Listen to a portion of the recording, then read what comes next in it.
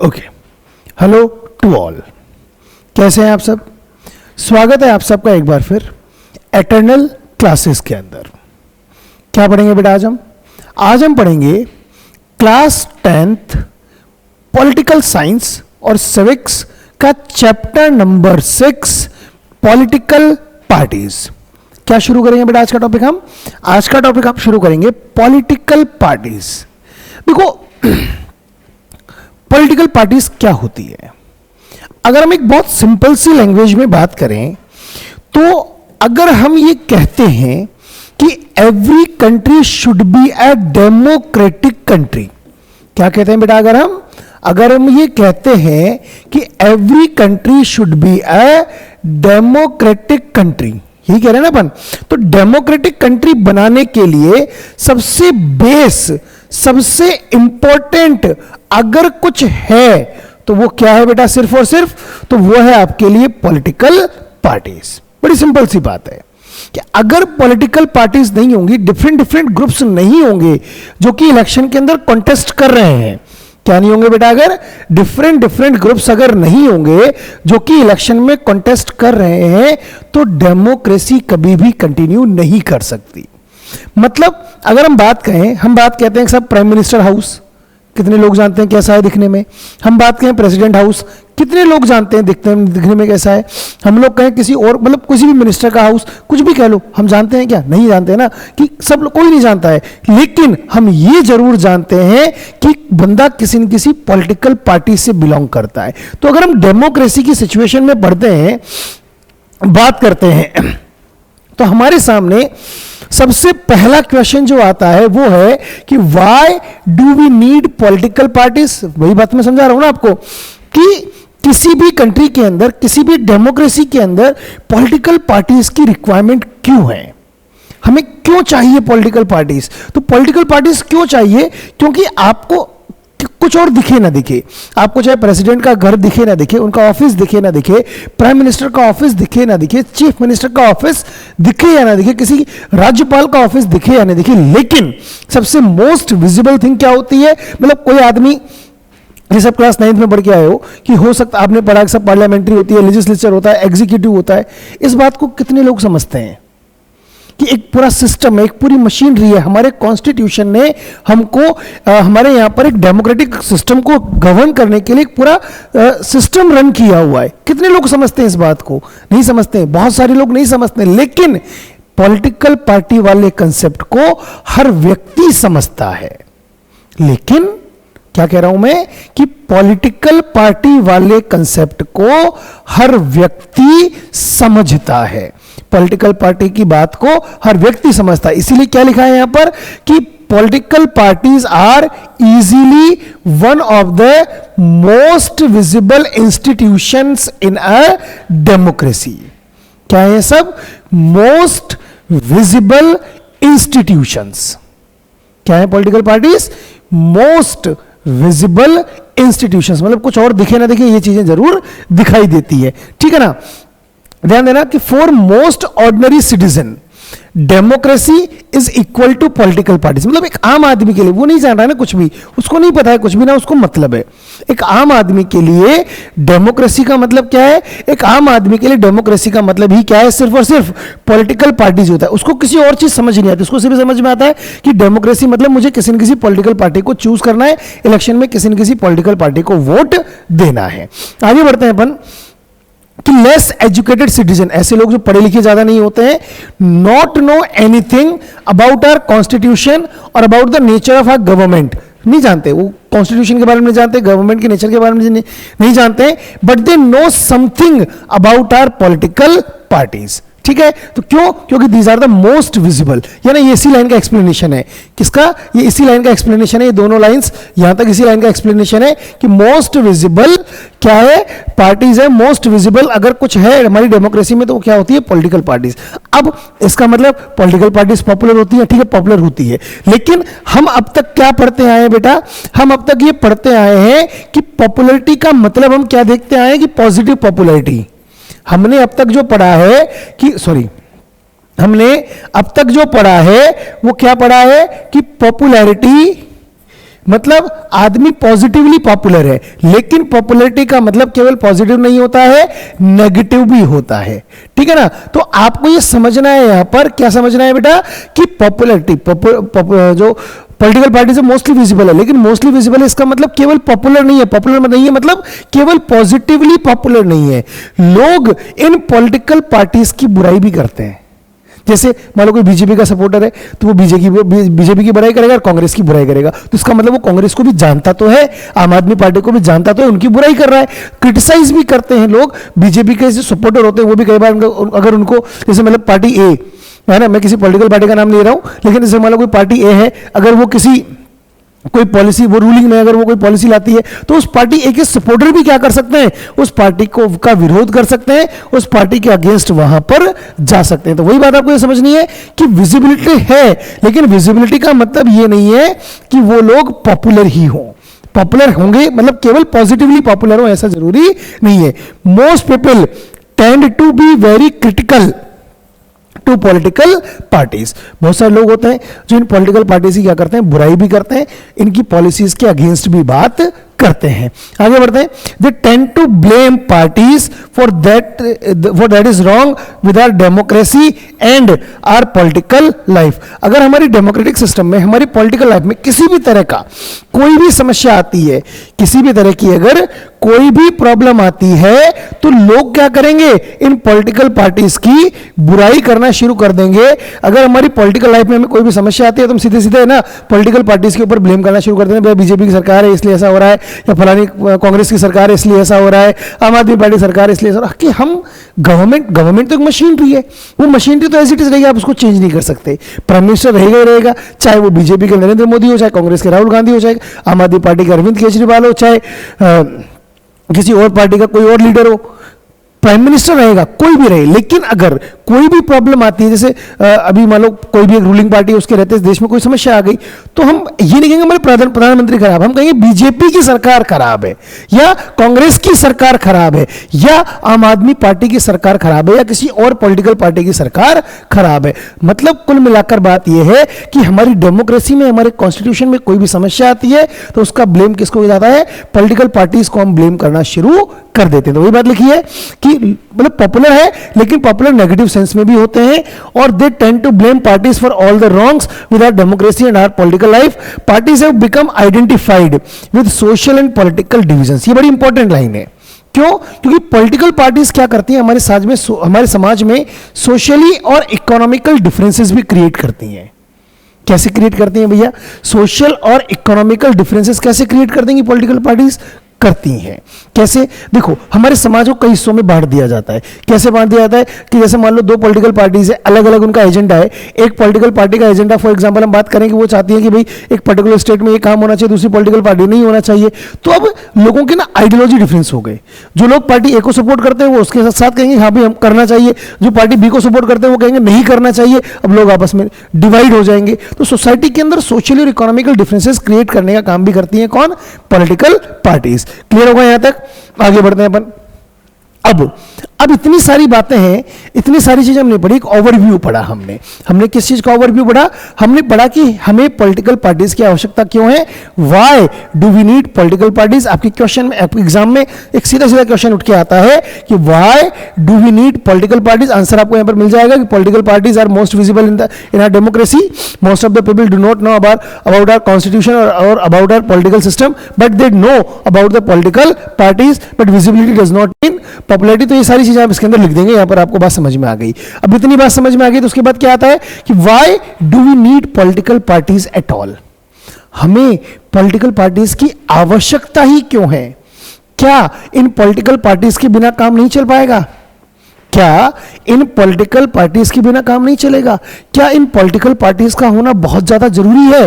और दूसरा क्वेश्चन कि why did political parties become so omni present in democracies all over the world? मतलब political party वाला system केवल इंडिया का कोई पर्सनल सिस्टम नहीं है, पूरे वर्ल्ड में जहां जहां डेमोक्रेसी वहां पर पॉलिटिकल पार्टी होती है। तो क्यों इनका ओमनी प्रेजेंट होना जरूरी क्यों है? ओमनी प्रेजेंट मतलब कि सब जगह अवेलेबल होंगी, चाहे कहीं भी चले जाओ, डेमोक्रेसी है तो पॉलिटिकल पार्टी है, तो क्या जरूरत है? कहीं क्या हम चाइना की तरह एक पॉलिटिकल पार्टी बना दें? तो बहुत सारे क्वेश्चन से बहुत सारी बातें जिनको आगे आगे हम इस चैप्टर के अंदर कंटिन्यू करते रहेंगे और समझते रहेंगे। तो ध्यान देते हैं अपन, क्या हमारा अगला टॉपिक, मीनिंग। तो सबसे पहले हम बात करते हैं भैया कि पॉलिटिकल पार्टी का मीनिंग क्या होता है, what is the meaning of political party. ध्यान देंगे, पॉलिटिकल पार्टी क्या है? पॉलिटिकल पार्टी है ग्रुप ऑफ पीपल। देखो मैं अंडरलाइन कर रहा हूं चीजों को जिससे कि आपको डेफिनेशन याद हो।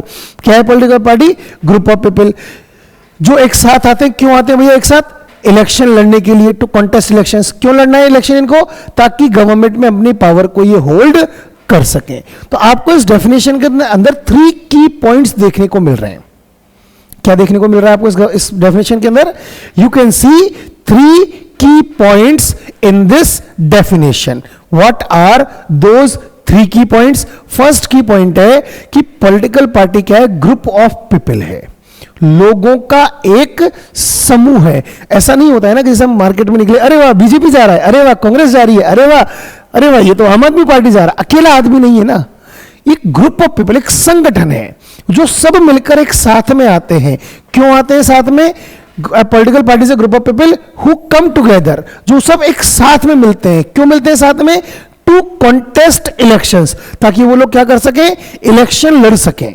क्या कर सके? ताकि वो लोग इलेक्शन में कॉन्टेस्ट कर सकें, इलेक्शन लड़ सकें, और इलेक्शन के थ्रू क्या कर सकते हैं? वो फिर गवर्नमेंट में अपनी पावर को होल्ड करते हैं और आगे अपनी रूलिंग को आगे बढ़ाते हैं, देश के लिए कुछ करने का प्रयास करते हैं और जो वादे किए उनको निभाने का प्रयास करते हैं। तो यही बात आपको यहां पर समझनी है कि पॉलिटिकल पार्टी का मीनिंग अब आपको आई थिंक सबको याद हुआ होगा, समझ में आ गया होगा। सिंपल सी बात है, political party is a group of people who comes together to contest elections and hold power in the government। एक बार वापस रिवाइज कर लो अपने आप ही, क्या होती है political party? Political party is a group of people who comes together to contest elections and to hold power in the government। Clear? आगे बढ़ते हैं, क्या लिखा है? They agree on some policies and programs। मतलब ये जितने भी लोग साथ में आ रहे हैं, हम पॉलिटिकल पार्टीज की जो बात कर रहे हैं, इन पॉलिटिकल पार्टीज में जितने भी लोग साथ में आ रहे हैं, इन सबकी जो पॉलिसीज है, ये क्या करती है? अपनी कुछ पॉलिसीज बनाती है, कुछ प्रोग्राम्स बनाती है, और उस पॉलिटिकल पार्टी से जुड़े हुए जितने भी लोग, डिफरेंट ऑफ पीपल, वो सब एक साथ आते हैं, उन सारे प्रोग्राम्स और उन सारे पॉलिसीज के ऊपर एग्री करते हैं और उनके ऊपर आगे आगे बढ़ने का प्रयास करते हैं। For the society with a view to promote the collective good. क्यों? और क्या करते हैं? वो साथ में प्रयास करते हैं, बताते हैं कि भाई हम समाज के लिए कोई अच्छा करेंगे, समाज की भलाई करने का हम काम करेंगे। क्लियर? आगे देखना, since there can be different views on what is good for all. लेकिन अब एक आप पढ़ के भी आए हो इससे पहले वाले चैप्टर्स के अंदर, सिविक्स के अंदर, क्या पढ़ के आए हो बेटा आप? कि भैया देखो, मतलब हमारा डाइवर्स सोसाइटी है, सोसाइटी में डाइवर्सिटी है, करोड़्स ऑफ पीपल रहते हैं, तो करोड़्स ऑफ व्यूज और करोड़्स ऑफ ओपिनियंस भी होंगे।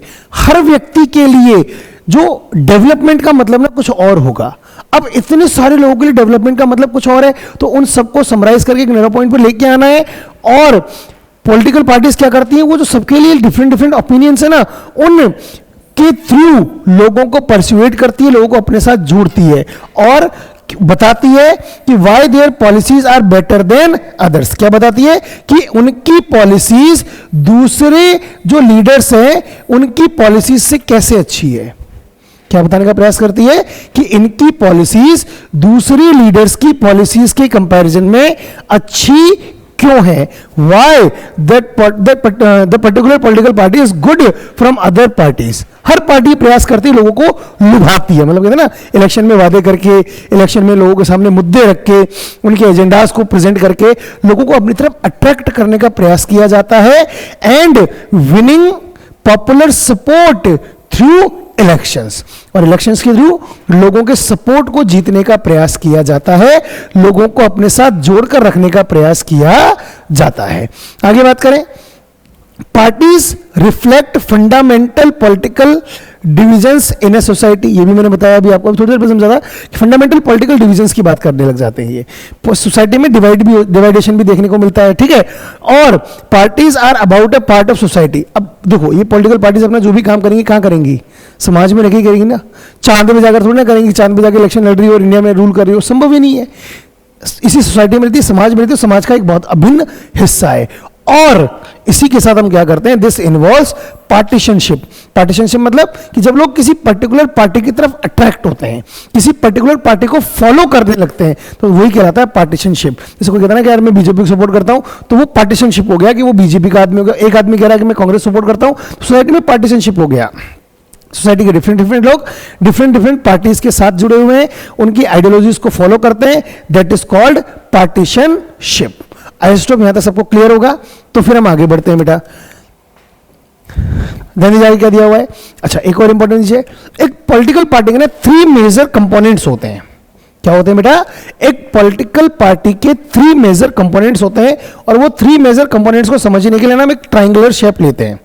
क्या लेते हैं बेटा? एक हम ट्राइंगुलर शेप की तरह थ्रू इनको समझने का प्रयास करते हैं। कैसे समझने का प्रयास करते हैं? कि सबसे पहला कंपोनेंट है लीडर। क्या है बेटा? सबसे पहला कंपोनेंट लीडर। तो पार्टी की जो सबसे मोस्ट पोजीशन होती है वो किसकी होती है? लीडर्स की होती है। सेकंड है एक्टिव मेंबर्स। जो सेकंड पोजीशन होती है वो किसकी होती है बेटा?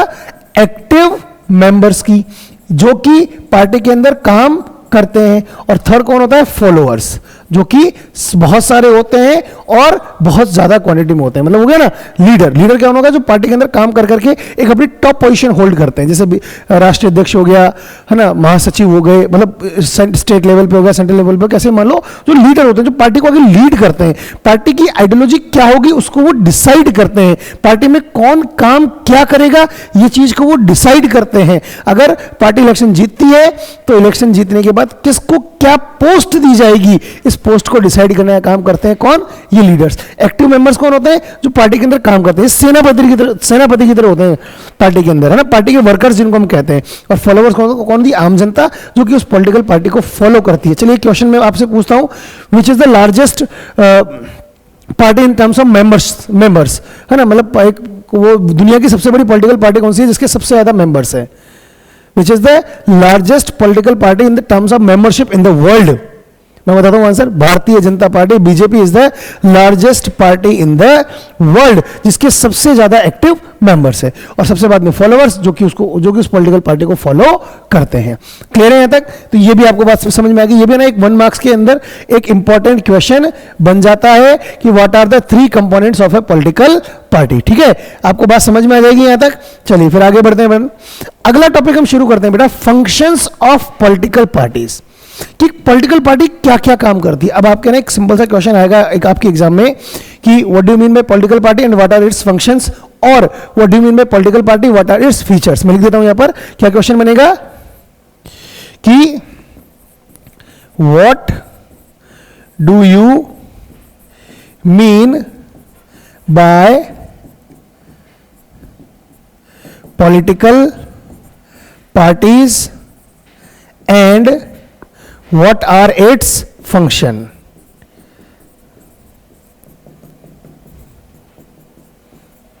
ठीक है ना, या फंक्शंस की जगह आपसे फीचर्स भी पूछे जा सकते हैं, एक ही बात है। फंक्शंस फीचर्स दोनों का मतलब एक है, शब्द ही अलग है, दोनों का अर्थ यहां पर एक ही है, आपको कोई अंतर वहां पर नहीं करना है। तो बात समझ में आ गई कि पॉलिटिकल पार्टीज के फंक्शंस पढ़ेंगे, पॉलिटिकल पार्टीज क्या क्या काम करती है, किस तरह से वो सोसाइटीज को इंपैक्ट करती है, वो हम यहां पर देखेंगे। तो सबसे पहले लाइन क्या लिखी है बेटा, आपको यहां पर समझनी है। क्या लिखा है यहां पर कि political parties fill political offices, ये बड़ा इंपॉर्टेंट हो गया। फिल पॉलिटिकल ऑफिसेज मतलब पॉलिटिकल ऑफिस कौन से होते हैं पहले तो ये देखो, हम बताते हैं आपको। एक चीफ मिनिस्टर का ऑफिस हो गया, प्रेसिडेंट का ऑफिस हो गया, प्राइम मिनिस्टर का ऑफिस हो गया, या किसी और मिनिस्टर्स के ऑफिस हो गए। इन सब के अंदर जो बैठते हैं वो व्यक्ति किसी न किसी पॉलिटिकल पार्टी के एक्टिव मेंबर्स होते हैं, पॉलिटिकल पार्टी के लीडर्स होते हैं। बहुत अच्छी बात समझा रहा हूं मैं आपको। क्या समझ रहे हैं हम कि कोई भी किसी भी आप पॉलिटिकल ऑफिस को देख लो, जितने भी मैंने आपको बताया जो मिनिस्ट्री ऑफिसेज होते हैं, चाहे प्राइम मिनिस्टर ऑफिस हो, चाहे वो चीफ मिनिस्टर ऑफिस हो, चाहे गवर्नर का ऑफिस हो, चाहे वो प्रेसिडेंट का ऑफिस हो, चाहे वाइस प्रेसिडेंट का ऑफिस हो, ये चाहे कैबिनेट मिनिस्टर्स का ऑफिस हो, ये सारे के सारे पॉलिटिकल ऑफिसेज है। और इन पॉलिटिकल ऑफिसेज के अंदर जो लोग जाते हैं, जो इनके हेड होते हैं, जो भी इनके अंदर काम करते हैं, जो हेड की तरह काम करते हैं वो कौन होते हैं बेटा? वो सब किसी न किसी पॉलिटिकल पार्टी के मेंबर होते हैं, स्पेशली रूलिंग पार्टी के। लेकिन रूलिंग पार्टी भी कौन है? एक पॉलिटिकल पार्टी ही होती है। तो ये बात आपको यहां पर समझनी है कि पॉलिटिकल पार्टी क्या करती है कि पॉलिटिकल ऑफिसेस को फिल करती है। पॉलिटिकल ऑफिसेस के अंदर जो ब्लैंक स्पेस है, मतलब वहां पर अभी कोई पोस्ट में कोई है नहीं, तो उस पोस्ट को जाकर अक्वायर करती है और उन ऑफिसेस की जो पावर्स है, उन ऑफिसेस को जो पॉलिटिकल पावर्स मिली हुई है ना, उन पॉलिटिकल पावर्स को एंजॉय करने का काम करती है। उन पॉलिटिकल पावर्स को यूज करके क्या करती है? कंट्री के डेवलपमेंट का काम करने का प्रयास करती है। कैसे होता है ये काम? कि parties do so by performing a series of function, और इस काम को करने के लिए पार्टी को बहुत सारे काम करने होते हैं। अब वो फंक्शंस कौन कौन से, चलिए उनको हम डिस्कस करते हैं। तो आपकी बुक में 7 फंक्शंस दिए हुए हैं, ठीक है। अब इन 7 फंक्शंस को हम अभी यहां पर डिटेल में पढ़ेंगे। आपको बस ध्यान ये रखना है कि आपके एग्जाम में अगर 5 मार्क्स में क्वेश्चन आता है तो कोशिश करें कि 7 के 7 फंक्शन लिखें, लेकिन अगर टाइम कम पड़े तो आप 5 फंक्शन लिख के भी अपना काम चला सकते हैं, ठीक है बेटा। तो क्या लिखा है यहां पर, ध्यान देंगे आप। सबसे पहला काम है कि पार्टीज कॉन्टेस्ट इलेक्शंस, इलेक्शन लड़ती है। अब देखो, बिना इलेक्शन लड़े तो कोई भी पॉलिटिकल पार्टी पावर में आ नहीं सकती। सबसे मेन फंक्शन कौन सा है पॉलिटिकल पार्टीज का? कि पॉलिटिकल पार्टीज इलेक्शंस कॉन्टेस्ट करती है, इलेक्शन में पार्टिसिपेट करती है, इलेक्शन लड़ती है और उसके बाद अपना काम आगे करती है। तो अब पॉलिटिकल पार्टी इलेक्शन कैसे लड़ती है? भारतीय जनता पार्टी इलेक्शन लड़ रही है, तो भारतीय जनता पार्टी खुद अपने आप में कोई पर्सन थोड़ी ना है, ग्रुप ऑफ पीपल है। तो पॉलिटिकल पार्टीज क्या करती हैं कि अपने डिफरेंट कैंडिडेट्स के नेम को नॉमिनेट करती हैं और वो कैंडिडेट्स उस पार्टी के सिंबल पर, उस पार्टी के नाम पर इलेक्शन लड़ते हैं। तो वही बात लिखिए पहली लाइन कि elections are fought mainly among the candidates put up by the political parties. ये पॉलिटिकल पार्टीज जिन भी कैंडिडेट्स को अपना टिकट देती है, जिन भी कैंडिडेट्स को अपना नाम देती है, सिंबल देती है, वो क्या करते हैं? इनके लिए इलेक्शन लड़ते हैं। अच्छा, अब ये इलेक्शन के अंदर जो पॉलिटिकल पार्टीज अपने कैंडिडेट्स को जो सिलेक्ट करती है, इन कैंडिडेट्स का जो सिलेक्शन होता है, ये सिलेक्शन ना 2 तरीके से होता है, ध्यान रखना। ये सिलेक्शन कैसे होता है बेटा? 2 तरीके से होता है। 2 तरीके कैसे हैं बेटा यहां पर? कि सबसे पहली बात तो क्या है कि 2 तरीके, party select their candidates in different ways. सबसे पहला कि जो पार्टी के अंदर कौन कैंडिडेट चुनाव लड़ेगा, इसका निर्णय पार्टी की एक मीटिंग होती है। उस मीटिंग के अंदर जितने भी मेंबर्स होते हैं, जितने भी उस पार्टी के वर्कर्स होते हैं ना, वो सब मिलकर तय करते हैं। मतलब आप याद करो कि मैंने आपको एक हायरार्की बताई थी, है ना। एक हायरार्की में टॉप लीडर हो गए यहां पर, टॉप लीडर्स, ठीक है ना। उसके बाद हो गए एक्टिव मेंबर्स और उसके बाद हो गए आपके फॉलोअर्स। तो एक तरीका तो क्या हुआ कि ये एक्टिव मेंबर्स जितने भी है ना, ये सब डिसाइड करें कि भैया किस व्यक्ति को आगे इलेक्शन में कॉन्टेस्ट करना चाहिए। और एक डिसीजन क्या हो गया कि ये टॉप लीडर्स है ना, ये डिसाइड करते हैं कि पार्टी में, मतलब इलेक्शन में कौन सा कैंडिडेट क्या करेगा, पार्टिसिपेट करेगा। बात समझ में आई ना। तो ये 2 तरीके आपको यहां पर समझ में आ रहे हैं। तो सबसे पहला तरीका जैसे क्या दिया है यहां पर कि इन सम कंट्रीज जैसे USA, members and supporters of A party, कौन? वो जो नीचे के 2nd और 3rd लेवल के जो लोग थे, members and supporters of A party choose it's candidates, वो अपने कैंडिडेट्स को चुनते हैं। लेकिन जैसे हमारी कंट्री इंडिया है, यहां पर कौन डिसाइड करता है कौन इलेक्शन लड़ेगा? जो टॉप लीडर्स होते हैं ना, वो डिसाइड करते हैं कि इलेक्शन में कौन खड़ा होगा। So are other countries like India, top party leaders, कौन है? Top party leaders choose candidate for contesting elections. Election कौन लड़ेगा, इसमें कौन चूज करता है? कि हमारी पार्टी इंडिया में जैसे कंट्री है ना, वहां पर टॉप पार्टी लीडर्स चूज करते हैं कि भैया इलेक्शन में कौन कैंडिडेट खड़ा होगा। तो आपको एक क्वेश्चन ये भी बन जाता है ना कि what are the different ways to choose candidates in the election. 1 mark का क्वेश्चन आपका यहां से भी बन जाता है। 5 मार्क्स में हमको पूरा लिखना ही है, लेकिन 1 मार्क में क्वेश्चन आपका अलग से अंदर से क्वेश्चन बनेगा, तो क्वेश्चन आपका ये भी बन जाता है। क्लियर?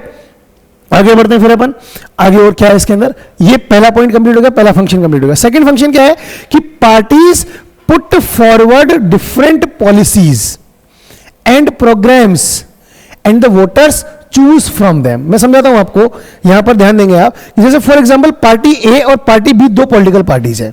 कौन कौन सी? एक तो पार्टी ए, एक है पार्टी बी, एक है पार्टी सी, ठीक है ना। अब पार्टी ए, पार्टी बी, पार्टी सी, इन तीनों पार्टीज ने क्या किया? इलेक्शन आए तो इन्होंने अपनी पॉलिसीज को बताया कि भैया हम अगर इलेक्शन जीते तो हम क्या करेंगे। क्या बताते हैं यहां पर? What they will do if they one elections, कि अगर ये इलेक्शन जीते तो क्या करेंगे, इलेक्शन जीतने के बाद वो जितना भी एजेंडा होता है ना वो सब ये रखते हैं जनता के सामने कि अगर इलेक्शन जीत गए तो हम ये करेंगे, इलेक्शन जीत गए तो हम ये काम करेंगे। मतलब जो भी इनकी पॉलिसीज होती है ना वो सारी पॉलिसीज, वो सारे प्रोग्राम्स क्या करते हैं, ये पब्लिक के सामने प्रेजेंट करते हैं, जनता को बताते हैं कि भैया इलेक्शन जीतेंगे तो हम इस तरह से बड़ा करेंगे, इस तरह के काम करेंगे, ये प्रोग्राम्स हमारे द्वारा लॉन्च किए जाएंगे, ये सारे काम हमारे द्वारा किए जाएंगे। ये सब किसका काम है, पॉलिटिकल पार्टीज का काम है। जैसे पॉलिटिकल पार्टी ए ने बताया, पार्टी ए ने क्या कहा कि हम सब ब्लैक मनी वापस लाएंगे, ठीक है ना, इसने इस मुद्दे को अपना आधार बनाया। पार्टी बी ने पॉवर्टी को अपना आधार बनाया, ठीक है ना, और पार्टी सी ने किसको, कि कंट्री के अंदर रिलीजन को अपना आधार बना लिया। तो कुल मिलाकर हर पॉलिटिकल पार्टी ने अपना अपना एक एजेंडा बनाया, अपनी अपनी पॉलिसीज बनाई, अपने अपने प्रोग्राम्स बनाए, ठीक है ना। रिलीजन की जगह में माइनॉरिटी लिख देते हैं, है ना, कि माइनॉरिटीज जो है ना उनको क्या करेंगे, आगे डेवलपमेंट करने का काम करेंगे। तो कुल मिलाकर हर पॉलिटिकल पार्टी ने अपने अपने प्रोग्राम्स बनाए, अपनी अपनी पॉलिसीज बनाई। अब जनता के सामने ऑप्शन है, क्या ऑप्शन है कि भैया उनको अगर पार्टी ए की पॉलिसी अच्छी लगेंगी तो वो पार्टी ए को वोट देंगे, अगर उनको पार्टी बी की पॉलिसी अच्छी लगेंगी तो वो पार्टी बी को वोट देंगे, और अगर पार्टी सी की पॉलिसी अच्छी लगेंगी तो वो पार्टी सी को वोट देंगे। तो जनता फिर इनमें से क्या करती है, चूज करने का काम करती है। ध्यान रहे ये पॉलिसीज, ये प्रोग्राम्स इलेक्शन लड़ने से पहले की बात है, ठीक है ना। मतलब हम अगर समझे यहां पर कि ये इलेक्शन है बीच में, इलेक्शन से पहले, बिफोर जो प्रोमिसेस किए जा रहे हैं, इलेक्शन से पहले जो प्रोमिसेस किए जा रहे हैं वो सारे प्रोमिसेस क्या कहलाएंगे बेटा, ये पॉलिसीज एंड प्रोग्राम्स कहलाएंगे, ठीक है ना। और इसी के साथ मैं आपको थर्ड फंक्शन में कनेक्ट कर देता हूं, और इलेक्शन के बाद जो पॉलिटिकल पार्टी जीतेगी, जो रूलिंग पार्टी कहलाएगी फिर, और रूलिंग पार्टी ने अब जो प्रोमिसेस किए थे, इन प्रोमिसेस को फुलफिल करने के लिए, इन प्रोमिसेस को फुलफिल करने के लिए वो क्या लेगी, जो एक्शन लेगी, वो एक्शन लेके जो काम करेगी उसको लॉज कहलाएंगे। वो कि क्या करेगी, वो अब कानून बनाने का काम करेगी। तो ये डिफरेंस आपको हमेशा याद रखना है, तो ठीक है बेटा। तो वही बात हमने पढ़ी, यहां पर क्या लिखा है, यहां पर ध्यान से समझेंगे आप, बहुत अच्छे से समझना। सिंपल सी बात लिखी हुई, क्या लिखा है बेटा, कि each of us may have different opinions. हम सबके ओपिनियंस अलग हैं, हम सबकी आइडियोलॉजीज अलग है, हम सबकी विचारधाराएं अलग अलग है, ऑब्वियस सी बात है, होती भी है। And views on what policies are suitable for the society. और हम सबको भी ये समझना चाहिए कि, और समझना क्या चाहिए, मतलब हर व्यक्ति की सोच भी अलग होती है। पार्टी ए, पार्टी बी, पार्टी सी अलग अलग पॉलिसीज के बारे में बात कर रही है। तो जिसको पार्टी ए की पॉलिसीज के ऊपर काम को ठीक लगती है वो पार्टी ए की पॉलिसीज के ऊपर वोट दे दे उसको।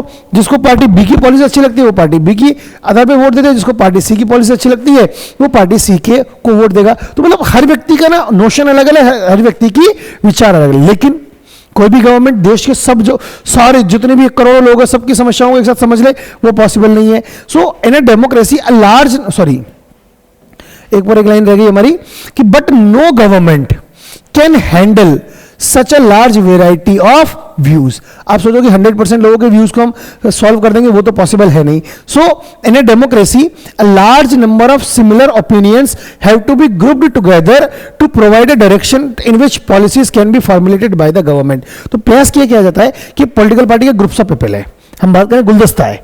क्या है एक पॉलिटिकल पार्टी, क्या है एक सिंगल काम थोड़ी ना है। जैसे मान लो ये पॉलिटिकल पार्टी है, तो ये पार्टी क्या है, पार्टी एक सिंगल पर्सन नहीं है, इसमें अलग अलग तरह के लोग हैं। और ये अलग अलग तरह के लोग हैं ना, इनके व्यूज भी अलग अलग हैं। अब इन सबके व्यूज अलग अलग है, तो जैसे इसके व्यूज कुछ लोगों को रिप्रेजेंट करते हैं, इसके कुछ लोगों को, इसके कुछ लोगों को, हर आदमी के व्यूज अलग अलग तरह के लोगों को क्या करते हैं बेटा, रिप्रेजेंट करते हैं। तो इससे क्या होता है कि इन सबके व्यूज को फिर एक साथ लाएंगे, इनको नैरो डाउन करके कम किया जाएगा, फिर उनके आधार पर कुछ पॉलिसीज को फॉर्म किया जाएगा। तो कुल मिलाकर ताकि सबको सबम्यूज किया जा सके, सब म्यूज किया जा सके, सबको एक साथ मर्ज किया जा सके, ठीक है ना। तो ये काम भी पॉलिटिकल पार्टीज करती हैं। A party reduces a vast multitude of opinions, जो अलग अलग ओपिनियंस उनको कम करती है into a few basic positions, ताकि मतलब एक कुछ बेसिक पॉइंट्स पे मुद्दा लाती है विच इट सपोर्ट्स। और कहां पर लाएगी, उसको प्रयास भी करेगी जिसको पॉलिटिकल पार्टी सपोर्ट करती है, जिस आइडियोलॉजी को। A government is expected to base its policies on the line taken by the ruling party. कोई भी गवर्नमेंट रूलिंग पार्टी क्या करती है, किस आधार पर अपना आगे काम करने का प्रयास करती है, जो भी उसने मुद्दे बनाए उनके आधार पर वो काम करने का प्रयास करती है। क्लियर? तो सेकंड पॉइंट आपको समझ में आ गया। तो दूसरा काम क्या है, पहला काम है इलेक्शन लड़ने का, सेकंड काम क्या है इनका कि जो अलग अलग ओपिनियंस है, मतलब जो अपनी प्रोग्राम्स पॉलिसी को जनता के सामने रखती है और जनता को ऑप्शन देती है कि वो जनता कौन से प्रोग्राम्स कौन से पॉलिसीज को चूज करे। आगे बढ़ते हैं अपन। अगला काम क्या है, थर्ड फंक्शन है कि parties play a decisive role in making laws for a country. अभी भी समझाया, फिर इलेक्शन जीत जाएगी, उसके बाद लॉ बनाने का काम भी ये करती है। लॉज बनाने में इनका इंपॉर्टेंट रोल होता है। जो भी इन्होंने पॉलिसीज बनाई थी, जो भी इन्होंने काम किए थे, उसके आधार पर ये जनता के लिए लॉज बनाने का काम करती है। Formally laws are debated and passed in the legislature. Generally तो लॉज पार्लियामेंट में होते हैं ना, 9th क्लास में पढ़ के आए हो, पार्लियामेंट में उनके बारे में डिस्कशन होता है, पार्लियामेंट में लॉज को प्रिपेयर किया जाता है। But since most of the members belong to a party, लेकिन होता क्या है कि पार्लियामेंट के अंदर क्या है, रूलिंग पार्टी क्या है, समझे ना? रूलिंग पार्टी कौन है? जिसको सबसे ज्यादा वोट मिले। सबसे ज्यादा वोट मिले अगर रूलिंग पार्टी को, तो वहां पर जितने भी लोग बैठे हैं सब रूलिंग पार्टी के लोग बैठे हैं। तो अब पार्लियामेंट में ज्यादातर लोग किसके, रूलिंग पार्टी के। तो जनरली रूलिंग पार्टी जो चाहती है ना, वो लॉ जनरली बन जाता है। तो वही बात लिखी है कि but since most of the members belong to a party they go by the direction of the party leadership respective of their personal opinion. मतलब क्या है, जैसे मान लो किसी पर्टिकुलर मेंबर को हो सकता है वो चीज अच्छी नहीं लग रही हो, लेकिन एज इन पॉलिटिकल पार्टी का डिसीजन है तो उसको भी उस बात को मानना पड़ता है। ये सबके साथ लेकर चलने वाली यहां पर बात आ जाती है। आगे बढ़ते हैं अपन। थर्ड फंक्शन हो गया यहां पर। फोर्थ फंक्शन क्या है कि party form and run government. Obvious बात है, पार्टी सरकार बनाती भी है और सरकार को आगे चलाने का काम भी करती है। हमने इलेक्शन लड़े, पॉलिसीज को रखा, जनता ने चूज किया, जनता ने वोट दिया, क्या बन गई, सरकार बन गई। पार्टीज फॉर्म मतलब गवर्नमेंट बन गई, form government and run government है, इस तरह से है, ठीक है ना। Parties form government and run government, इस तरह से इसको समझना है आपको। सरकार बनाती है, सरकार को चलाती है। The big policy decisions are taken by political executives that come from the political parties. मतलब कि जितने भी सरकारी तंत्र में लोग, जैसे मोदी जी ने कोई निर्णय लिया, या योगी जी ने कोई निर्णय लिया, या राहुल गांधी जी ने कोई निर्णय लिया, या अरविंद केजरीवाल जी ने कोई निर्णय लिया, या भगवंत मान जी ने कोई निर्णय लिया, ये सब कौन है, अलग अलग पार्टी के लीडर्स हैं। तो इन लोगों को ये जो भी निर्णय लेते हैं, ये निर्णय इनका पर्सनल डिसीजन हो ही नहीं सकता, पार्टी का डिसीजन होता है, जिसको कि क्योंकि अब ये पॉलिटिकल पार्टी से बिलोंग करते हैं, कंट्री गवर्नमेंट को रन भी कर रहे हैं, तो गवर्नमेंट द्वारा जो भी डिसीजन लिया जाता है ना, ये मान्यता है कि वो किसी न किसी पॉलिटिकल पार्टी का ही डिसीजन है, मतलब उस पार्टी को बिलोंग करता हुआ डिसीजन है। ऐसा ही यहां पर देखने को मिलता है। पार्टीज रिक्रूट लीडर्स, हायर करती है, उनको ट्रेन करती है, फिर उनको मिनिस्टर बनाती है ताकि सरकार को चलाया जा सके किस तरह से, जैसे वो पार्टी चाहती है। क्लियर है यहां तक? आगे बढ़ते हैं बेटा अपन।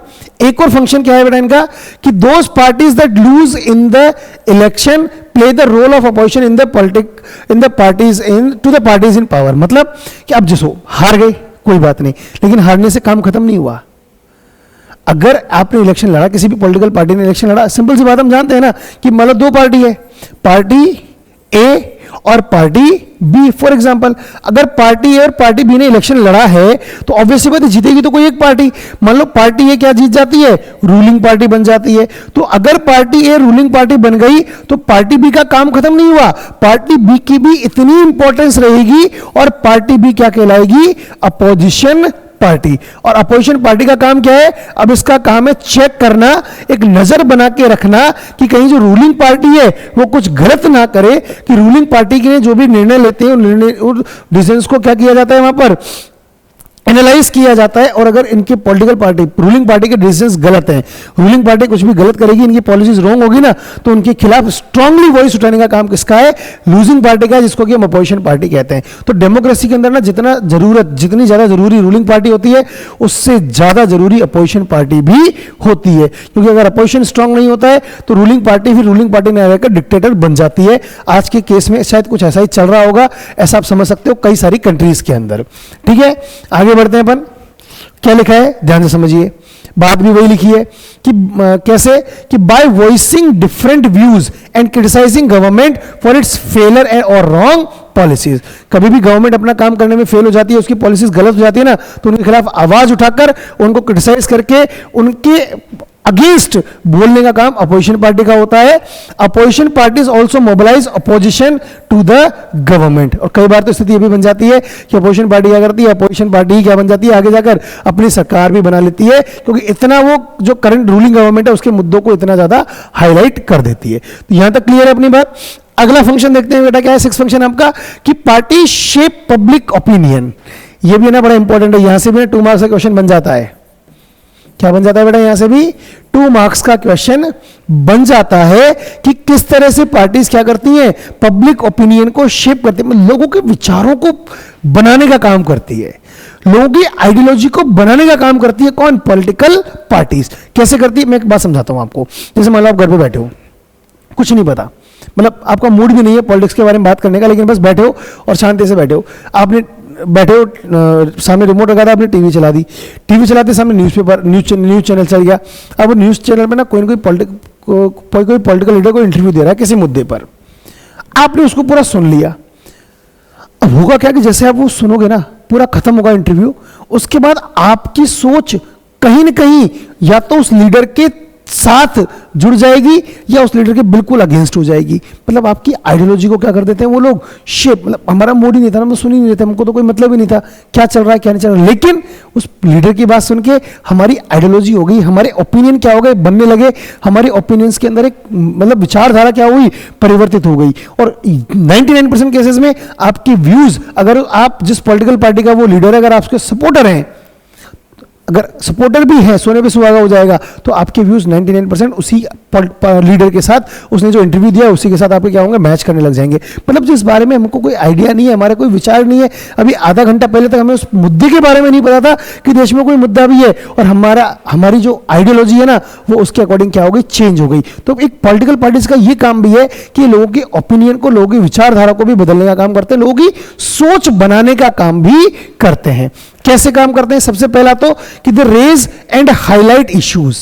कोई भी मुद्दा, आम जनता का मुद्दा जिसके बारे में अभी तक आम जनता को कोई जानकारी नहीं है, तो इस मुद्दे को हाईलाइट करते हैं, उस मुद्दे को सामने लाते हैं ताकि जनता उस मुद्दे को समझे, उसके ऊपर अपनी बातें कहते हैं ताकि जनता उसके हिसाब से भी समझने का काम करे, पढ़ने का काम करे, आगे सुनने का काम करे, मतलब उसके ऊपर अपने विचार बनाना शुरू करे। Parties have lakhs of members. मैंने बताया ना, जैसे बीजेपी लाखों करोड़ों मेंबर्स है बीजेपी का भी आज की डेट में, वर्ल्ड की सबसे largest party in terms of members. तो अब ये मेंबर्स हैं, कुछ एक्टिविस्ट्स हैं जो पूरे देश में हैं, एक जगह नहीं है। इन पॉलिटिकल पार्टीज के मेंबर्स पूरे, ये एक्टिविस्ट्स पूरी कंट्री में हैं, और वहां जा जाकर जो लोकल लेवल पर हैं, लोगों से मिलते हैं, लोगों से बातचीत करते हैं, डिबेट करते हैं, जानबूझ के डिबेट करते हैं ताकि लोगों की आइडियोलॉजी उसमें डेवलप हो पाए, लोगों के ओपिनियंस को शेप किया जा सके। Many of the pressure groups का मतलब समझो, आप पढ़ के आए हो, वैसे इससे प्रीवियस वाले चैप्टर्स के अंदर आप पढ़ के आए हो। प्रेशर ग्रुप्स मतलब कौन होते हैं कि जो कि समाज में एक प्रेशर क्रिएट करते हैं, जैसे एबीवीपी, भारतीय जनता पार्टी। अब मतलब पॉलिटिक्स का स्टूडेंट्स का क्या रिलेशन है? स्टूडेंट्स तो कौन है जो कि कंटिन्यू मतलब अपना पढ़ाई लिखाई से मतलब है, उनको बाकी चीज़ों से मतलब नहीं है, जो राजनीतिक मुद्दे हैं उन पर चर्चा करेगा। लेकिन एबीवीपी उसको सपोर्ट किसका है? इस तरह से एनयूएसआई, मतलब ऐसे बहुत सारे ऑर्गेनाइजेशंस हैं जो कि कोई ना कोई पॉलिटिकल पार्टी ने बना रखे हैं, ऐसे बहुत सारे जो कि समाज के अंदर एक प्रेशर क्रिएट करके रखते हैं। किसके ऊपर? अगर बीजेपी गवर्नमेंट है एनएसयूआई करेगी, कांग्रेस की गवर्नमेंट है तो बीजेपी एबीवीपी करेगी, या किसी और पार्टी की, मतलब इस तरह से प्रेशर ग्रुप्स होते हैं जो कि ये भी पब्लिक के ओपिनियन को शेप करने का काम करते हैं। Are the extension of political parties among different sections of society. इसके अलावा parties sometime also launch movements for the resolution of problems faced by the people.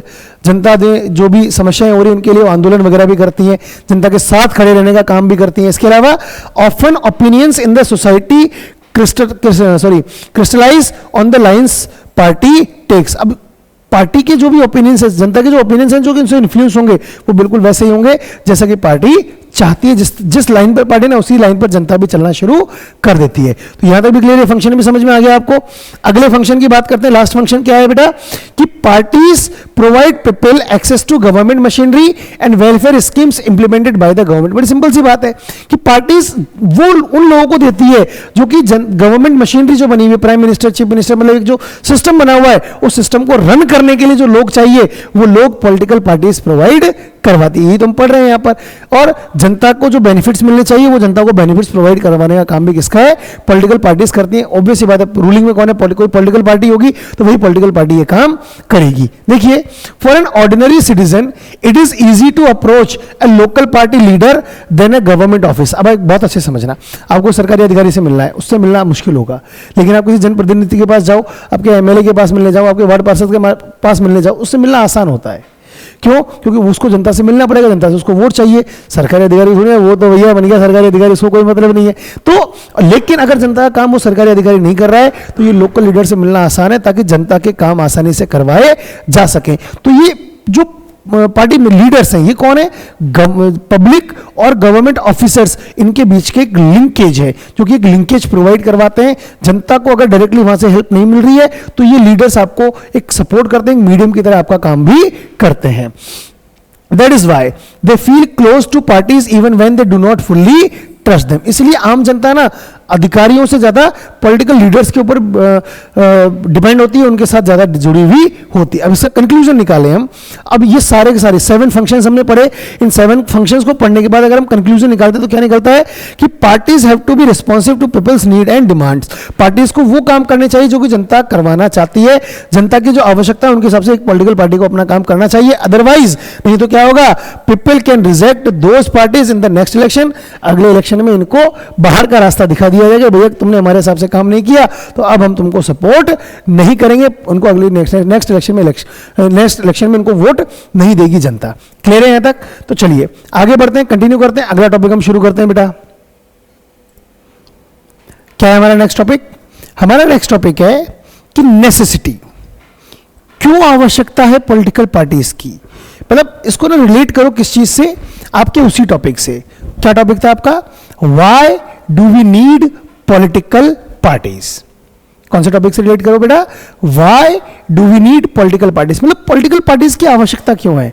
तो सिंपल सा एक बात होगी सर, पॉलिटिकल पार्टीज इतने सारे काम करती है, इतने सारे फंक्शंस परफॉर्म करती है, जो कि हमने से जस्ट पहले डिस्कस किए हैं ना। तो उन सारे फंक्शंस को परफॉर्म करना है अगर, तो हमें पॉलिटिकल पार्टीज की आवश्यकता होगी। तो ये बात तो ठीक है, चलिए मतलब वो तो अपने जगह एक बात ठीक है, लेकिन ये तो एक मतलब एक मुद्दा हो गया कि हाँ भी पॉलिटिकल पार्टीज हैं तो ये काम कर रही हैं, लेकिन अब आपसे कहा कि भैया ये काम तो कोई और भी कर लेगा, तो फिर पॉलिटिकल पार्टीज की आवश्यकता क्यों है? तो आपको अगर आपके एग्जाम में क्वेश्चन आता है कि why do we need political parties, मतलब तो ठीक है आपको वो लिख देना है, वो सारे काम आपने जो स्टार्टिंग में पढ़े थे। अब क्या लिखना है कि why do the necessity of, what are the necessities of political party. Political parties की आवश्यकता क्या है, क्या उनकी नेसेसिटी है, क्या उनकी उपयोगिता क्या है।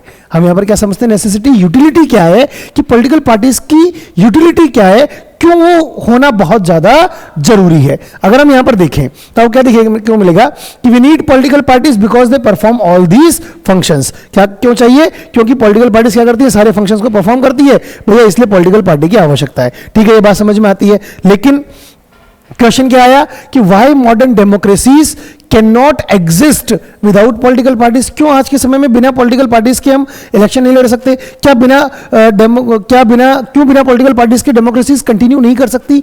क्यों नहीं कर सकती? उसके आगे के हम रीजन समझते हैं, और उसके लिए ना आपको एक सिचुएशन समझाई गई है। एक ध्यान से समझना कि मान लो एक सिचुएशन समझो आप, इमेजिन ए सिचुएशन विदाउट पार्टीज। पार्टीज नहीं होगी तो क्या सिचुएशन बनेगी, उस बात को आप यहां पर समझेंगे और ध्यान से समझने का प्रयास करेंगे। क्या सिचुएशन है कि every candidate in the election will be independent. अब क्या सिचुएशन बनेगी कि जैसे हम बात करें कि आज की डेट में बात करो कि किसी भी कॉन्स्टिट्यूंसी में कोई इलेक्शन होता है, किसी भी कॉन्स्टिट्यूंसी में कोई इलेक्शन होता है तो वो किसी न किसी पॉलिटिकल पार्टी से जुड़ा हुआ है।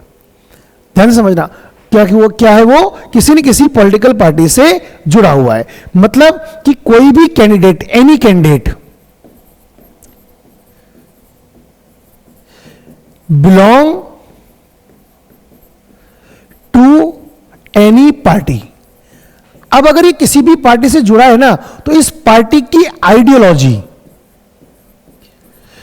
इस पार्टी की आइडियोलॉजी जो कि किस तरह की आइडियोलॉजी है, एक नेशनल लेवल की आइडियोलॉजी है। जो किस तरह की आइडियोलॉजी है बेटा, एक नेशनल लेवल की आइडियोलॉजी है। ये उसी आइडियोलॉजी के साथ इलेक्शन में कॉन्टेस्ट करेगा। क्या करेगा? ये उसी आइडियोलॉजी के साथ इलेक्शन में कॉन्टेस्ट करेगा। मतलब कि ये जो व्यक्ति है जो किसी न किसी पॉलिटिकल पार्टी से कनेक्टेड है और उसके बाद इलेक्शन लड़ रहा है, तो चाहे ये लड़ किसी एक इंडिविजुअल कॉन्स्टिट्यूंसी से लड़ रहा है, इसकी रिस्पॉन्सिबिलिटी चाहे एक इंडिविजुअल कॉन्स्टिट्यूंसी तक है, लेकिन ये सोचेगा पूरे देश के बारे में। क्यों? क्योंकि इसकी आइडियोलॉजी अपनी खुद की आइडियोलॉजी नहीं होगी, इसकी आइडियोलॉजी क्या होगी?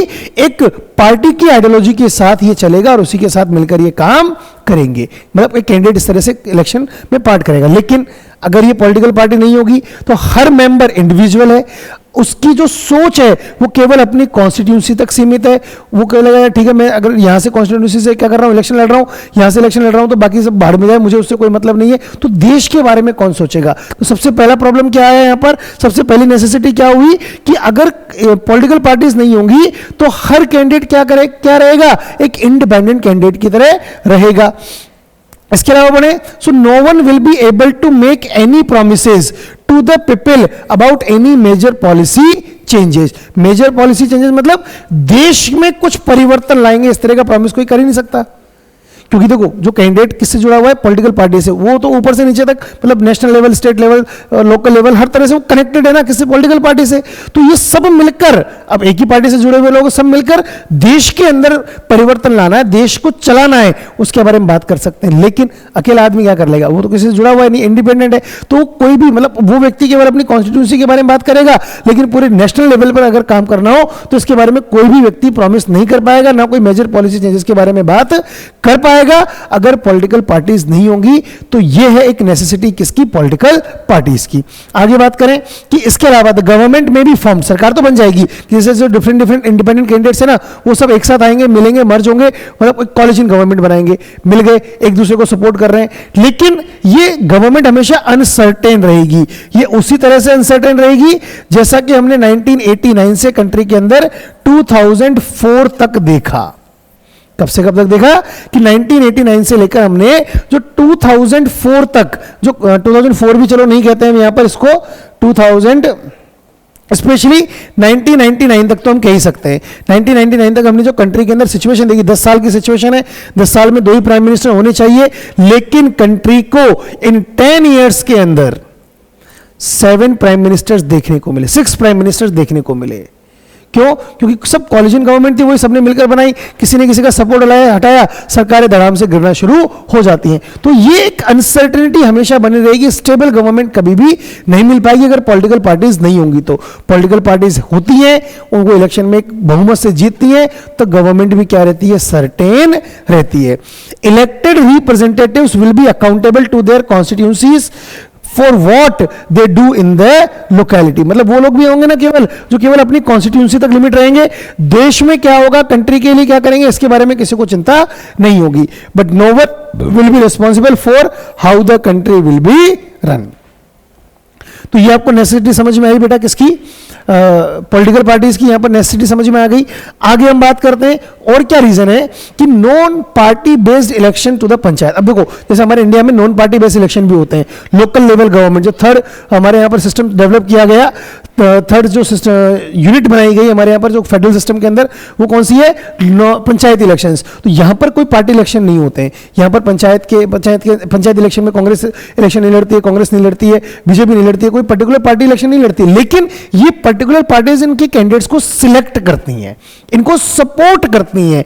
होता है ना कि जैसे मान लो कोई पर्टिकुलर कैंडिडेट है, नॉन कोई किसी पार्टी से बिलोंग नहीं कर रहा है, लेकिन वो कैंडिडेट है, कोई पार्टी इसके अंदर इलेक्शन नहीं लड़ रही है, लेकिन जैसे मान लो बीजेपी को सपोर्ट करता है, बीजेपी रूलिंग में, तो बोला इसको हेल्प मिलेगी, इसलिए इसी को हमें पंचायत में सरपंच हमारा बना देना चाहिए। तो इस तरह की व्यवस्थाएं भी वहां पर आपको देखने को मिलती है।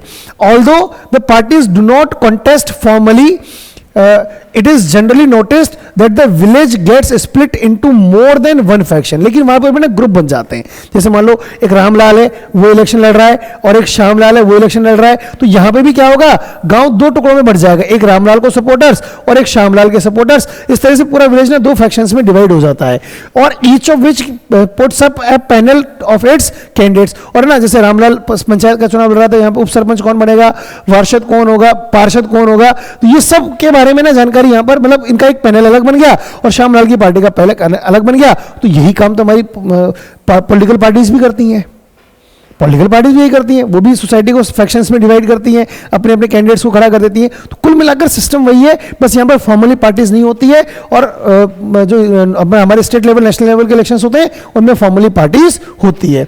आगे और बात करें कि क्यों चाहिए पॉलिटिकल पार्टीज की, नेसेसिटीज क्या है उनका, तो देखो हमने कहा हम रिप्रेजेंटेटिव डेमोक्रेसी, डेमोक्रेसी दो टाइप की होती है, याद होगा ना, वेरी गुड। एक तो रिप्रेजेंटेटिव डेमोक्रेसी और दूसरी कौन सी थी, डायरेक्ट डेमोक्रेसी, है ना। अब हम यहां पर आज पूरे वर्ल्ड में कौन सी डेमोक्रेसी फॉलो की जाती है, रिप्रेजेंटेटिव डेमोक्रेसी। मतलब हम लोग हमारे बिहाफ पर, तो हर आदमी को इलेक्शन के हर आदमी को पॉलिटिक्स में पार्टिसिपेट करने का अधिकार मिला है।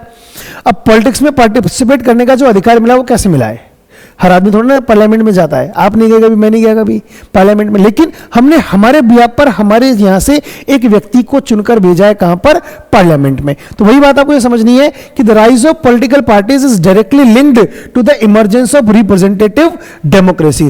पॉलिटिकल पार्टीज थी, इन्हीं की वजह से हमें डेमोक्रेसी का इमरजेंस देखने को मिला। They also needed some agency, और ये जो लोग हैं जिनको हम चुनकर भेज रहे हैं, इनको भी अगर मिलकर कोई निर्णय लेना ना, तो इनको भी एक एजेंसी की जरूरत है। वो एजेंसी क्या होती है, पॉलिटिकल पार्टी कहलाती है। क्यों चाहिए political party, to gather different views on various issues, ताकि अलग अलग मुद्दों पर जो लोगों के विचार है उनको इकट्ठा होकर एक साथ, अलग अलग ग्रुप के लोग अलग अलग कॉन्स्टिट्यूंसी में, अलग अलग पार्टी, मतलब सेम पार्टी के लोग अलग अलग कॉन्स्टिट्यूंसी में, तो वहां के मुद्दों को लाएंगे, एक साथ लाएंगे, और अगर रूलिंग पार्टी है तो उनके ऊपर लॉ बनाएगी, अपोजिशन पार्टी तो उनका विरोध करेगी। To present those to the government, to bring various representatives together so that a responsible government could be formed, ताकि एक जिम्मेदार सरकार का निर्माण किया जा सके।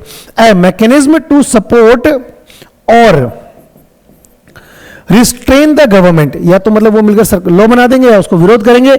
मेक पॉलिसीज जस्टिफाई और oppose them. Political parties fulfil these needs that every representative government has. Political parties हैं, इसीलिए एक रिप्रेजेंटेटिव गवर्नमेंट में जो जो होना चाहिए वो सब हमको देखने को मिलता है। अगर पॉलिटिकल पार्टीज नहीं होंगी तो रिप्रेजेंटेटिव गवर्नमेंट वाले सिस्टम को हम और आप अच्छे से फॉलो नहीं कर पाएंगे। आगे क्या लिखा है, तो इसलिए हम कह सकते हैं, इसलिए कंक्लूजन निकला, so we can say that parties are a necessary condition for the democracy. तो डेमोक्रेसी के लिए पॉलिटिकल पार्टीज का होना बहुत जरूरी है। क्लियर है यहां तक? तो अब आपको यह भी समझ में आ गया what are the necessities of political parties. अगला टॉपिक हम शुरू करते हैं बेटा, क्या है वो ध्यान से देखिए आप लोग। चलिए, क्या है हमारा टॉपिक, नया टॉपिक स्टार्ट करते हैं बेटा। क्या है हमारा आज का topic, how many parties should we have. क्या है मेरा टॉपिक आपका कि how many parties should we have, मतलब हमने पढ़ा पॉलिटिकल पार्टीज होना जरूरी है किसके अंदर, डेमोक्रेसी में।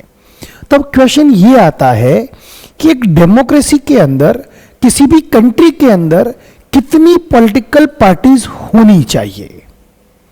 अब कितनी पॉलिटिकल पार्टीज होनी चाहिए उसके पहले हमें समझेंगे कि किसी भी कंट्री में या किसी भी डेमोक्रेसी में जो पार्टी सिस्टम होता है वो कितने तरह का होता है।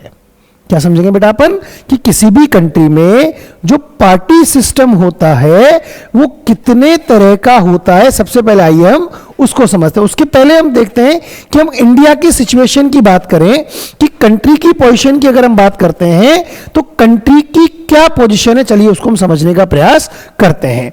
हम देखते हैं यहां पर कि in democracy any group of citizens is free to form a political party. ये तो हम सबको पता है ना कि देश के हर व्यक्ति को अपनी पॉलिटिकल पार्टी बनाने के लिए वो आजाद है, फ्री है। हर व्यक्ति को अपनी पॉलिटिकल पार्टी बनाने की आजादी है। और इसीलिए आप जब ये बात सुनेंगे जो मैं आगे बताने जा रहा हूं तो आप बड़े अचंभित होंगे। क्या बात मैं बताने जा रहा हूं कि हमारे देश में 750 पॉलिटिकल पार्टीज हैं। हमारा जो इलेक्शन कमीशन है उस इलेक्शन कमीशन के पास 750 पॉलिटिकल पार्टीज रजिस्टर्ड है। क्या है बेटा, हमारे इलेक्शन कमीशन में इंडिया के अंदर कितनी पॉलिटिकल पार्टीज रजिस्टर्ड हैं? There are 750 political parties registered with the election commission in the India. अब आप सोचोगे सर 750 पॉलिटिकल पार्टीज कहां से आ गई, हमको तो 2 या 3-4 पॉलिटिकल पार्टीज देखने को मिलती। नहीं भैया, बहुत सारी पॉलिटिकल पार्टीज हैं, अलग अलग रीजनल लेवल पे, अलग अलग स्टेट लेवल पे आपको नंबर ऑफ पॉलिटिकल पार्टीज देखने को मिल जाती हैं। So there are a large number of political parties in each country. More than 750 parties are registered with the Election Commission of India. कितनी? हमारे इंडिया के इलेक्शन कमीशन के पास 750 से ज्यादा पॉलिटिकल पार्टीज रजिस्टर्ड हैं। लेकिन ये सारी पार्टीज, ऐसा नहीं है सभी पॉलिटिकल पार्टी इलेक्शन लड़ रही हो, सबका अपना टाइम होता है, कभी कौन इलेक्शन लड़ता है, कभी कौन इलेक्शन लड़ता है। मेनली आपको दो या तीन बड़ी पार्टीज देखने को मिलती है, लेकिन पॉलिटिकल पार्टीज हमारे यहां पर बहुत सारी हैं। अब आगे हम समझें तो मैंने कहा ना कि आगे अगर हमको समझना है कि how many party should we have, तो उसके लिए हमको एक पार्टी सिस्टम समझना होगा। इंडिया किसी भी वर्ल्ड की किसी भी डेमोक्रेसी के अंदर तो हमको देखने को मिलता है 3 types of party system, 1 party system, 2 party system और मल्टी पार्टी सिस्टम। कितने तरह का पार्टी सिस्टम देखने को मिलता है बेटा? पहला 1 party system, second 2 party system और थर्ड है मल्टी पार्टी सिस्टम। हमको कंट्री के अंदर 3 टाइप्स का पार्टी सिस्टम देखने को मिलता है। तो हम समझते हैं बेटा यहां पर कि 1 पार्टी सिस्टम क्या होता है कि 1 पार्टी सिस्टम है जिसमें केवल एक ही पॉलिटिकल पार्टी इलेक्शन लड़ सकती है। एग्जांपल क्लास 9th पढ़ के आए हो चैप्टर नंबर 1 के अंदर, कौन सा था? Chinese communist party. तो चाइना के अंदर इलेक्शन लड़ने के लिए का अधिकार जो है ना, वो सिर्फ एक ही पॉलिटिकल पार्टी को है, और वो एक ही पॉलिटिकल पार्टी कौन सी है बेटा? That is Chinese communist party. Only Chinese communist party can contest elections in the China. तो अब एक क्वेश्चन ये आता है कि क्या इस तरह के सिस्टम को हम डेमोक्रेटिक सिस्टम कह सकते? नहीं, कहने के लिए वहां पर इलेक्शन हो रहे हैं, लेकिन वो डेमोक्रेटिक सिस्टम नहीं है। क्यों नहीं है डेमोक्रेटिक सिस्टम? क्योंकि आप याद करो कि हमने जब फीचर्स ऑफ डेमोक्रेसी पढ़ा था क्लास 9th के अंदर, तो उसमें हमने एक फीचर पढ़ा था। क्या फीचर पढ़ा था? कि every person should have the option to choose from. Democracy क्या करती है कि डेमोक्रेसी लोगों को ऑप्शन देती है जिसमें से वो चुन सकें। जब भैया पार्टी ही एक है तो वहां चुनने का अधिकार होगा क्या? नहीं होगा। तो एक सिस्टम समझ में आया, और ये एक डेमोक्रेटिक सिस्टम नहीं है। कौन सा? 1 पार्टी सिस्टम। तो क्या लिखा है कि only 1 party is allowed to control and run the government. In China only communist party is allowed to rule. केवल चाइनीज कम्युनिस्ट पार्टी को ही इलेक्शन लड़ने का अधिकार है। It is not a democratic option. ये कोई डेमोक्रेटिक ऑप्शन नहीं है। Clear? Second, 2 party system. 2 party system का मतलब ये नहीं कि वहां पर पॉलिटिकल पार्टी सिर्फ 2 होंगी। अच्छा, पॉलिटिकल पार्टीज बहुत सारी हो सकती हैं, लेकिन पावर में जो है ना वो सिर्फ 2 पॉलिटिकल पार्टी आती है, या तो पार्टी ए या पार्टी बी। इनके अलावा कोई तीसरी पार्टी पावर में आती ही नहीं है। अब आप सोचोगे सर इंडिया, हाँ इंडिया में केवल कांग्रेस है, बीजेपी रहती। नहीं भैया, ऐसा नहीं है ना। इंडिया में आप मतलब जरूरी नेशनल लेवल की बात करें, हम स्टेट्स में भी बात करते हैं। साउथ में चले जाओ डीएमके, ठीक है, इधर चले जाओ तृणमूल कांग्रेस है नॉर्थ ईस्ट के अंदर। अगर हम नीचे चले जाए थोड़ा सा दिल्ली के अंदर आम आदमी पार्टी आ गई, अकाली दल पंजाब में था। तो बहुत सारी political parties. India 2 party system का पार्ट नहीं है। तो हम बात करें तो यहां जहां पर केवल 2 ही पार्टी क्या आती है, पावर में आ सकती है, वो 2 पार्टी सिस्टम कहलाएगा। कि power usually changes between 2 main parties, several other parties में एग्जिस्ट। और पार्टीज होती हैं, कॉन्टेस्ट इलेक्शन लड़ती है, लेकिन बहुत कम सीटें उनको मिलती है लेजिस्लेचर के अंदर। जैसे हमने एग्जांपल दिया यूनाइटेड स्टेट्स ऑफ अमेरिका, वहां पर 2 पार्टी, एक तो डेमोक्रेट्स और रिपब्लिकन। यूनाइटेड किंगडम्स के अंदर 2 पार्टी सिस्टम है, जहां पर कौन कौन सी पार्टी को, लेबर पार्टी और दूसरी पार्टी और एक है ना, उसका नाम मेरे को अभी ध्यान नहीं आ रहा है, वो आपको सर्च कर लेना चाहो तो, नहीं तो कोई फर्क नहीं पड़ता। तो मतलब जहां पर केवल 2 ही पार्टी क्या करती है, इलेक्शन कॉन्टेस्ट करती है। थर्ड टाइप है हमारा multi party system. Multi party system क्या होता है? मल्टी पार्टी सिस्टम जहां पर बहुत सारी पॉलिटिकल पार्टीज इलेक्शन लड़ती है, पावर में आती है। जब कोई पावर में आता है तो बहुत सारी पॉलिटिकल पार्टीज मिलकर एक कॉलिजन बनाती है और उसके बाद कंट्री को रन करने का काम करती है। क्लियर है यहां तक? तो समझिए यहां पर कि if several parties compete for the power and more than 2 parties have a reasonable chance of coming to power. दो से ज्यादा पार्टीज के भी पावर में आने के चांसेस हैं. सो either on their own strength और इन अलायंस. अच्छा, वो जो अलग अलग पार्टीज है या तो खुद अपनी ताकत से आ जाएंगी, या हो सकता है क्या बना लें, एक गठबंधन की सरकार बनाकर भी पावर में आ सकती है, लेकिन एक से ज्यादा पॉलिटिकल पार्टीज पावर में आ जाएंगी. सो उसको हम मल्टी पार्टी सिस्टम कहते हैं. In India we have a multi party system, अभी मैंने एक्सप्लेन किया है. In this, the government is formed by various parties coming together in a coalition. मैंने अभी भी दिया था coalition का एग्जांपल इंडिया में स्पेशली 1999 से लेकर, उसके पहले भी हुआ था, 1977 में भी हुआ था. सबसे पहला coalition इंडिया में कब हुआ था? The first coalition government came in to power in India. मैं बताता हूँ 1957 में केरला की स्टेट गवर्नमेंट जो थी वो coalition गवर्नमेंट बनी थी. ठीक है, तो 1999 से लेकर स्पेशली कब तक, सॉरी 1989 से लेकर स्पेशली कब तक बेटा, 1999 तक इंडिया में मेनली हमको कॉलिजन गवर्नमेंट देखने को मिली थी, जहां पर बहुत सारी पॉलिटिकल पार्टीज ने मिलकर रूल किया था. आगे बात करते हैं. When several parties in a multi party system join hands for the purpose of contesting elections winning power, it is called alliance और ए फ्रंट. तो इंडिया में ना तीन तरह के अलायंस देखने को मिलते हैं आपको, है ना, मेनली स्पेशली. कौन कौन सा? एक तो national democratic alliance NDA, national democratic alliance NDA, ये बीजेपी गवर्नमेंट है, बीजेपी लेड अलायंस है. इस अलायंस का लीडर कौन है? बीजेपी. दूसरा है यूनाइटेड प्रोग्रेसिव अलायंस यूपीए, ये भी गठबंधन है. और तीसरा है लेफ्ट फ्रंट, है ना. तीन तरह के अलायंस इंडिया में देखने को मिलते हैं मेनली. आगे बात करें, the multi party system often appears very messy and leads to political instability. अब देखो यहां पर ध्यान देना कि ये सब थे मल्टी पार्टी सिस्टम के बारे में हमने पढ़ा है, और यहां से हम ये दोनों पॉइंट बात करेंगे ना, तो ये limitations of multi party system. क्या बात कर रहे हैं अपन? Limitations of multi party system. क्या है? सबसे पहला कि ना बहुत मेसी हो जाता है, लीड्स टू पॉलिटिकल इंस्टेबिलिटी. क्यों? कॉलिजन गवर्नमेंट एक दूसरे के सपोर्ट से बन रही है, एक ने सपोर्ट उठा लिया, गवर्नमेंट गिर जाएगी, और मैसी खिचड़ी सी हो जाती है. हम ये क्लियर कह नहीं सकते कि कौन सी पार्टी पावर में है, क्यों कोई सिंगल पार्टी पावर में है ही नहीं. तो पहली लिमिटेशन. दूसरा, at the same time this system allows a variety of interest and opinions enjoy political representatives. क्या है इसके साथ साथ यहां पर कि ये सिस्टम इस चीज को भी अलाउ करता है कि जो अलग अलग तरह के इंटरेस्ट हैं, अलग अलग तरह के ओपिनियन, उनको भी एक साथ लाया जा सकता है, क्योंकि अलग अलग पार्टी के लोग पावर में, तो सबकी बात को सुना जाना वहां पर जरूरी है. तो ये तो हमने पढ़ा बेटा पार्टी सिस्टम. ये तो हमने क्या पढ़ा बेटा? यहां पर पार्टी सिस्टम को हमने यहां पर पढ़ा. आगे हम समझें, अब क्वेश्चन तो वहीं पर है कि अब क्यों, मतलब how many party should we have, ये जरूरी है ना. अब पहले हमने सिस्टम समझ लिया, अब हम समझते हैं कि कौन सा होना चाहिए. तो उसके लिए क्वेश्चन पूछा कि इन तीनों सिस्टम में बेटर कौन सा है, क्योंकि जो बेटर होगा उसी को चूज कर लो. लेकिन इसका आंसर क्या होगा कि भैया क्वेश्चन ही गलत पूछा है. क्या है इसका आंसर? कि क्वेश्चन ही गलत पूछा है. Perhaps the best answer to this, कौन से क्वेश्चन का, which of this water very common question is that this is not a very good question. ये क्वेश्चन ही सही नहीं है, इट्स अ वीक क्वेश्चन. कौन सा क्वेश्चन? कि which is a better system, one party system better है, to party system better है, थ्री या मल्टी पार्टी सिस्टम बेटर है. कौन सा पार्टी सिस्टम बेटर है? नहीं है. अगर ये क्वेश्चन पूछा आपसे, जैसे मैंने आपसे पूछा कि भैया बताओ कौन सा पार्टी सिस्टम बेटर है, तो आपने खड़े कहते सर ये क्वेश्चन ही गलत पूछा है, आपने बात खत्म. नहीं, ठीक है, ये आप कह सकते हो बात खत्म, मतलब ये आप कह सकते हो क्वेश्चन गलत पूछा, लेकिन आपको रीजन बताना होगा, आपको बात समझानी होगी. सबसे बड़ा रीजन तो क्या है कि मतलब ये क्वेश्चन गलत क्यों है? क्योंकि देखो हर पार्टी सिस्टम अच्छा है, वन पार्टी सिस्टम भी अच्छा हो सकता है, टू पार्टी सिस्टम भी अच्छा हो सकता है, और मल्टी पार्टी सिस्टम भी अच्छा हो सकता है. क्यों? क्योंकि हर पार्टी सिस्टम के अपने क्या है, और मेरिट्स हैं, और हर पार्टी सिस्टम के अपने डीमेरिट्स हैं. वन पार्टी सिस्टम के भी अपने मेरिट्स हैं, और वन पार्टी सिस्टम के भी अपने डीमेरिट्स हैं. टू पार्टी सिस्टम के भी अपने मेरिट्स हैं, और टू पार्टी सिस्टम के भी अपने डीमेरिट्स हैं. इसी तरह से मल्टी पार्टी सिस्टम के भी अपने मेरिट्स हैं, और मल्टी पार्टी सिस्टम के भी अपने डीमेरिट्स भी हैं.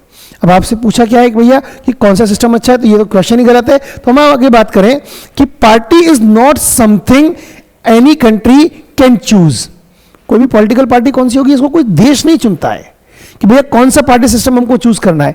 देश के लोग नहीं चुनते हैं कि देश के लोगों ने मिलकर निर्णय लिया कि सब देश में वन पार्टी सिस्टम होना चाहिए, अब कल से ना देश में टू पार्टी सिस्टम होगा, परसों से देश में मल्टी पार्टी सिस्टम होगा. नहीं, ये उस कंट्री की सिचुएशन, उस कंट्री के सर्कमस्टांसेस डिसाइड करते हैं. वो अपने आप इस तरह के बन जाते हैं कि कंट्री के अंदर किस तरह का पार्टी सिस्टम होना चाहिए. So it evolves over a long time depending on the nature of society.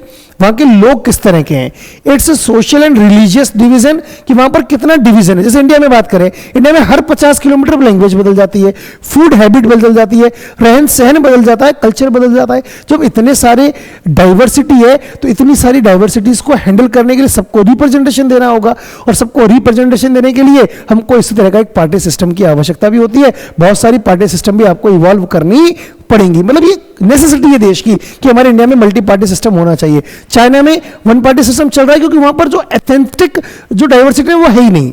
वहां पर जो मैक्सिमम पॉपुलेशन है वो सेम ही एथनिक ग्रुप से बिलोंग करती है। जब सेम एथनिक ग्रुप से बिलोंग करती है तो उनको ज्यादा पार्टी सिस्टम की आवश्यकता भी नहीं है।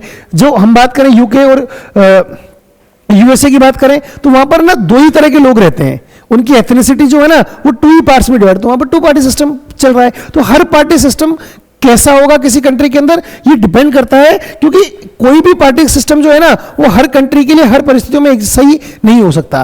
किसी कंट्री के लिए कौन सा अच्छा होगा, किसी कंट्री के लिए कौन सा अच्छा होगा। तो ये बात लिखी है कि किस चीज पे डिपेंड करता है, सोसाइटी का नेचर क्या है, उस कंट्री के सोशल रिलीजियस डिविजन्स क्या है, वहां की पॉलिटिकल हिस्ट्री क्या है, वहां का इलेक्शन सिस्टम क्या है, इस चीज पे डिपेंड करता है कि उस कंट्री के अंदर one party system, two party system या मल्टी पार्टी सिस्टम होगा या कुछ और होगा। आगे बात करें कि each country develops a party system that is conditioned by a special circumstances. जैसे for example India is evolve by multi party system, क्यों हुआ, क्योंकि यहाँ पर डाइवर्सिटी बहुत ज्यादा है। It is because the social and geographical diversity in such large country is not easily observed bye 2 और इवन 3 पार्टीज, मतलब 2 या 3 पार्टी मिलकर इतनी बड़ी डाइवर्सिटी को हैंडल नहीं कर सकती, इसलिए इंडिया में क्या है, मल्टी पार्टी सिस्टम आपको देखने को मिलता है। क्लियर? तो ये आपका टॉपिक यहां तक कंप्लीट है। नेक्स्ट वीडियो के अंदर हम एक नए टॉपिक के साथ शुरुआत करेंगे जो है आपका नेशनल पार्टीज और स्टेट पार्टीज, इनको हम कंटिन्यू करेंगे। आज के लिए इतना ही है बेटा, बाकी बात नेक्स्ट वीडियो में। Till then thank you class, keep learning, stay connected.